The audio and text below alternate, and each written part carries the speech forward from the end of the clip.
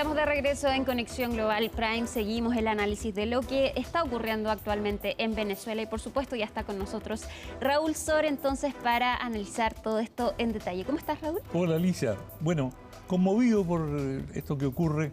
Es siempre muy triste. Los chilenos que tenemos experiencia en estas situaciones podemos identificarnos con el dolor que están sintiendo y la angustia que viene después del terremoto, no solamente por la destrucción física y las pérdidas humanas, que todavía no sabemos a qué nivel van a llegar, pero queda una angustia, queda un temor que toma muchos meses, lo sabemos, en que se vaya disipando. Exacto, Raúl. Y contigo vamos a analizar cómo ha sido la respuesta del gobierno a esta situación y qué podemos esperar. Pero antes de ir a eso, vamos ahora primero con un informe de Laura Soto respecto de las denuncias de la población sobre cómo ha respondido entonces el chavismo a esta grave tragedia que se vive en el país. Pasemos a revisar el informe de Laura Soto. الشباب الله يعطيكم العافية ما شاء الله عليكم ما شاء الله عليكم. Historias como estas se convierten en un faro de esperanza ante la devastación que enfrenta Venezuela. 6 días después de los 2 terremotos que sacudieron al país, un niño de tan solo 3 años fue rescatado con vida de entre los escombros en Caracas por parte de un equipo de búsqueda jordano. Mientras tanto, miles de personas se aferran a la esperanza de encontrar a sus seres queridos desaparecidos. Me siento mal. Tengo una sobrina de 19 años. Acá abajo sabemos que ella estuvo acá porque estuvo en una llamada con su mamá y no sabemos nada de ella. A una semana de la catástrofe, el gobierno de Delcy Rodríguez sigue sin transparentar la cifra de desaparecidos que el Comité Internacional de Rescate estimó en 50.000, un número estremecedor que fue validado por la Oficina de la ONU para la Coordinación de Asuntos Humanitarios. La emergencia ha puesto de manifiesto las deficiencias del Estado para responder a una crisis de esta magnitud. No están haciendo nada. Eso es para Delcy Rodríguez y Jorge Rodríguez. Ya está bueno ya de hacer campaña política en una tragedia como la que estamos viviendo. Ese fue el recibimiento que obtuvo la presidenta encargada de Venezuela en su visita el viernes pasado a una de las zonas afectadas por el terremoto. En las primeras horas e incluso días posteriores al movimiento telúrico, los habitantes denunciaron una escasa o nula presencia de las autoridades en las zonas más afectadas. En paralelo, el gobierno restringió el acceso de la única autopista que une Caracas con La Guaira para, según argumentó, evitar un colapso de la ruta. Así también ordenó la inscripción de los rescatistas y voluntarios, un proceso que fue criticado por su lentitud. El proceso de inscripción en el poliedro de Caracas de voluntarias y voluntarios ha venido marchando de manera casi perfecta. El desorden inicial ha sido sustituido por un orden donde los voluntarios y las voluntarias son distribuidos según las prioridades que se establezcan. Otro punto de tensión ha sido la presencia de militares en las zonas afectadas. En el estado de La Guaira, vecinos y voluntarios increparon a un grupo de soldados que custodiaba la urbanización de Tanaguarena por no aportar en las tareas de búsqueda. ¿Qué general? ¡Qué mierda! ¡Vamos a trabajar! Los uniformados terminaron sumándose a las labores de rescate tras la presión de los habitantes. Asimismo, hay rescatistas que han denunciado un hostigamiento por parte de las fuerzas militares, como es el caso del grupo Topos Chile. Se han metido a la zona de desastre, al sector donde están los edificios colapsados, para pedirle los documentos. Y en un minuto, una de nuestras rescatistas le preguntó al militar: oye, amigo, tú me has pedido mis documentos al menos 5 veces. ¿Por qué? No, porque nosotros tenemos órdenes de chequearlos cada cierto tiempo a ustedes, porque pueden ser espías de los yanquis. Esta semana se viralizó en redes sociales el enfrentamiento entre un rescatista estadounidense y Diosdado Cabello, ministro del Interior venezolano. El Departamento de Estado del país norteamericano se limitó a decir que hubo un malentendido que se resolvió rápidamente. Señor, ¿por qué no está prendido? No tengo combustible. A estos problemas también se suma la falta de maquinaria pesada. Nosotros estamos esperando la maquinaria pesada del Estado y realmente no la hemos visto acá en Playa Los Cocos, no la hemos visto la maquinaria pesada, la cual las máquinas de toneladas que levanten las placas con una pluma, lo que estamos esperando. lo más rápido posible. Este miércoles la cifra de muertos superó las 2.000 personas, un número que lamentablemente seguirá en aumento a medida que disminuyen las posibilidades de encontrar sobrevivientes.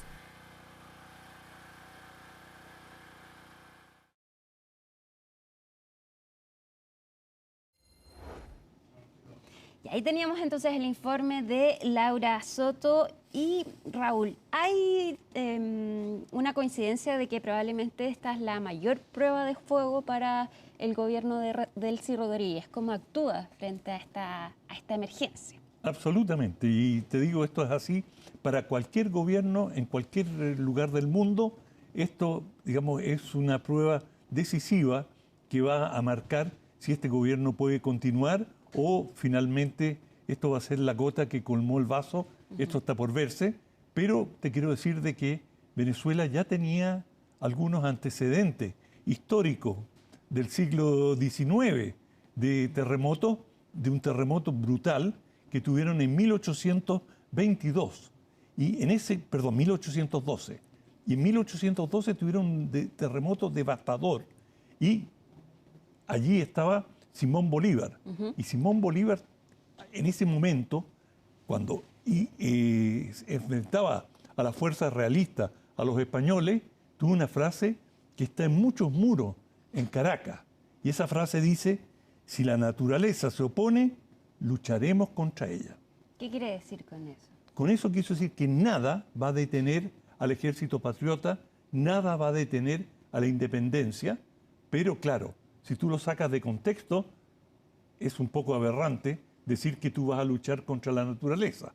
Pero justamente en el contexto en que lo dijo, era una forma de decir nuestra voluntad, nuestro deseo de independencia, de libertad, es tan profundo que incluso si la naturaleza nos pone obstáculos, los vamos a sobrellevar.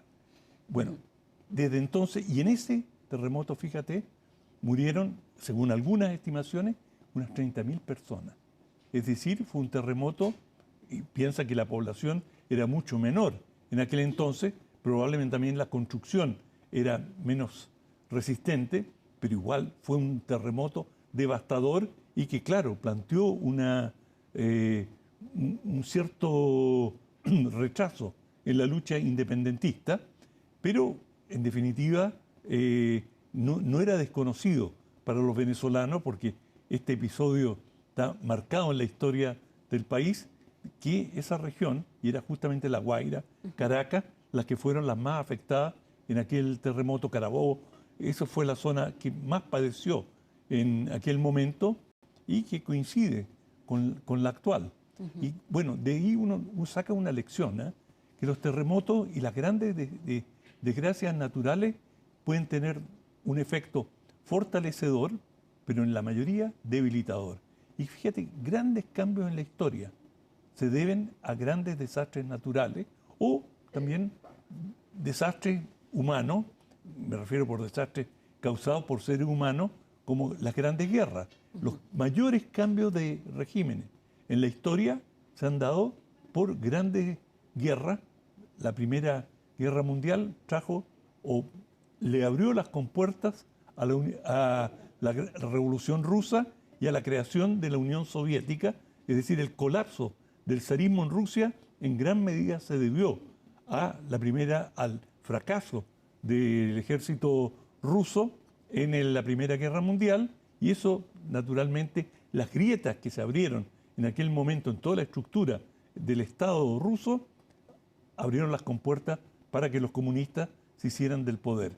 Y después, ¿cuál es el otro gran país con gobierno comunista en el mundo? China. ¿Y quién le abrió las puertas a China?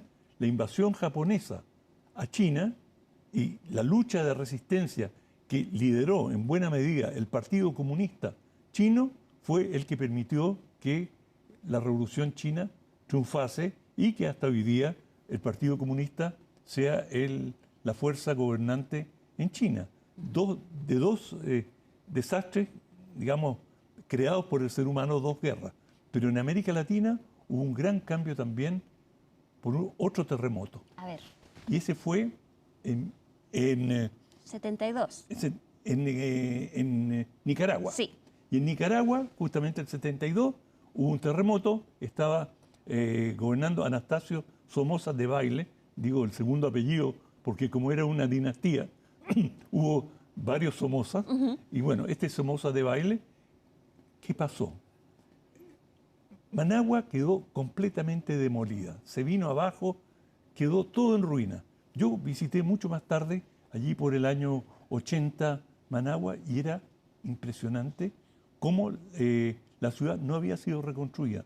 ¿Qué pasó? Se robaron los fondos.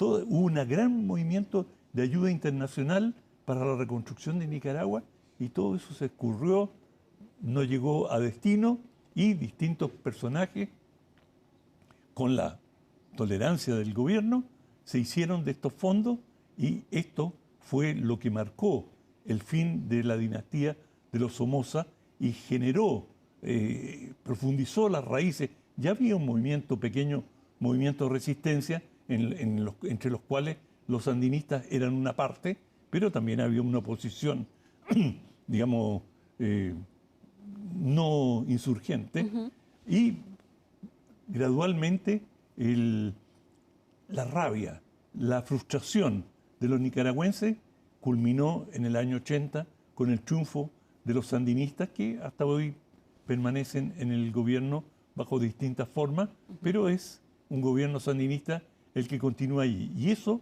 digamos, la raíz de la caída del somocismo, que estaba relativamente bien implantado, viene de este terremoto. Pero hay otros gobiernos que lo han hecho bien. Exacto. Y que han salido con, por decirlo coloquialmente, con olor a rosas de esta crisis, porque claro, aquí lo que está en juego en el fondo, y esto es el tema de fondo, el Estado.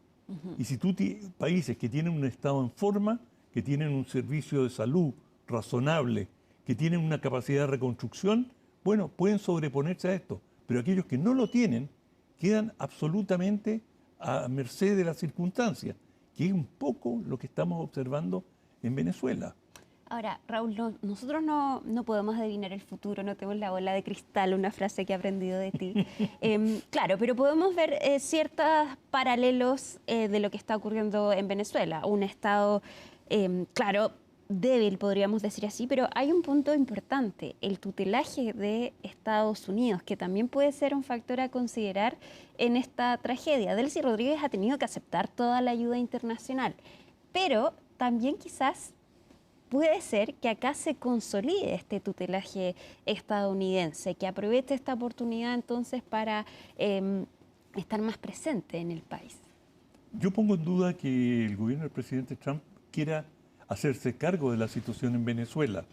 Y de hecho, él estaba llevando a cabo un experimento político interesante, que fue decir a Delcy Rodríguez, miren, ustedes vean a quién quieren poner a cargo.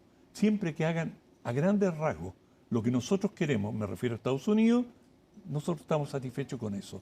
Y Estados Unidos dijo, déjennos a nosotros el petróleo. ¿Ya? Sí.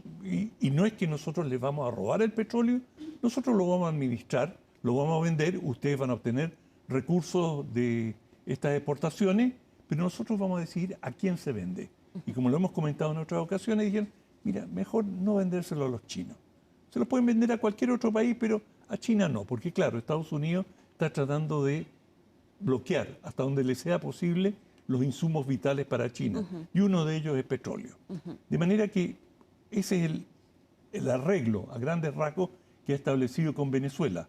Y de hecho no se ha apreciado un gran impulso por parte de Estados Unidos que se realicen elecciones, que los candidatos o los opositores puedan expresarse. Uno no ve eso. No. Y que hay una cierta tranquilidad, una comodidad por parte de Estados Unidos. Ahora, en cuanto a la ayuda, que es el tema que tú planteabas, yo creo que Estados Unidos no tiene esta vocación, me refiero al actual gobierno de Estados Unidos, no tiene una vocación de involucrarse en terceros países con grandes programas de desarrollo. No es la vocación de Trump, lo ha manifestado en distintas oportunidades y, bueno, ha dicho America First, o sea, América primero. Claro. Y lo que tengamos que gastar y lo que tengamos que invertir, lo vamos a invertir en casa, y nosotros no somos el generoso donador de recursos.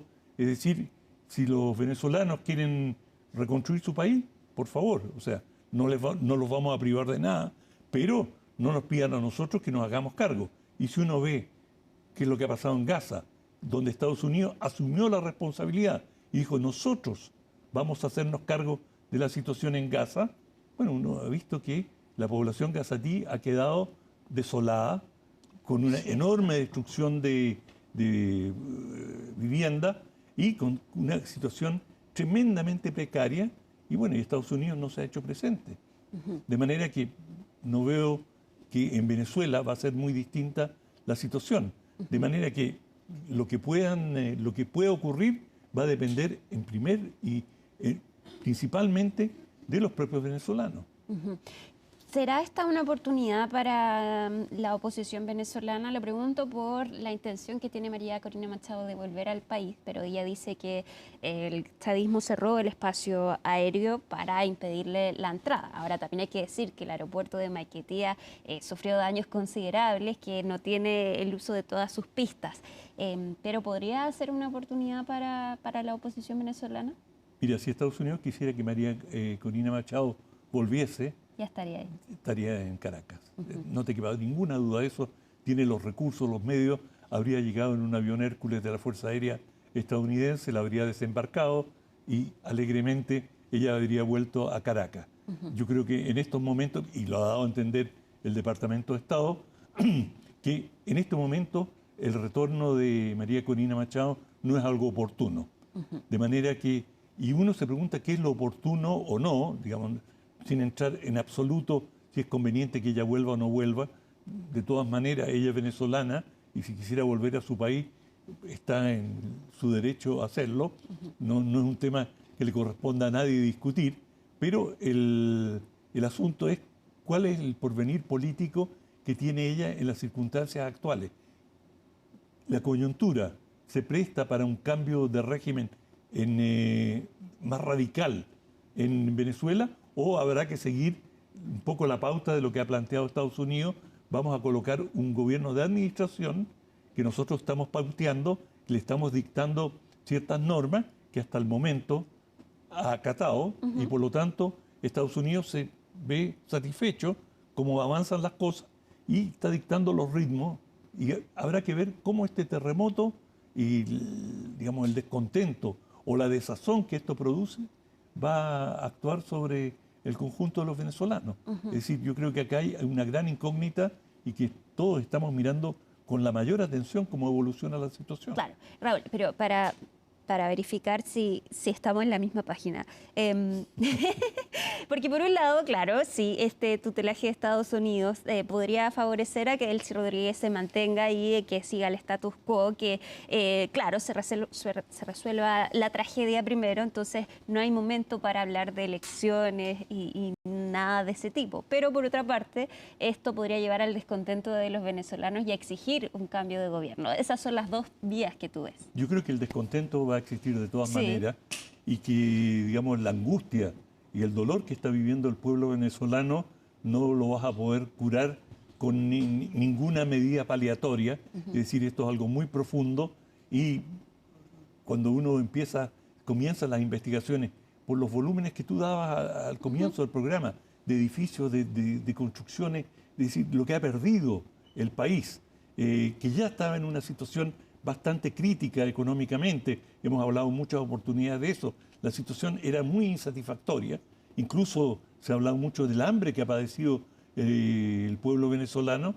Bueno, uno se pregunta cómo van a salir adelante en estas circunstancias, y no creo que se va a poder tapar el sol con un dedo y decir, bueno, aquí no ha pasado mucho, arreglémonos. No, yo creo que esto, si no hay una respuesta masiva y eficaz por parte de los actuales gobernantes, esto va a derivar no de un día para otro. Eso te iba a decir, esto va a ser de largo plazo. Exacto, bueno, lo vimos en Nicaragua, ¿no es cierto? Claro. Tomó 8 años, pero uno ve digamos, eso fue cuando ya los sandinistas vencieron, pero uno veía la descomposición del régimen mucho antes, y también en Venezuela vemos que hay mucha crítica, que hay mucha, mucho cuestionamiento a la corrupción, de manera que, bueno, se abre, si la situación era difícil y dura antes, hoy día lo va a ser mucho más.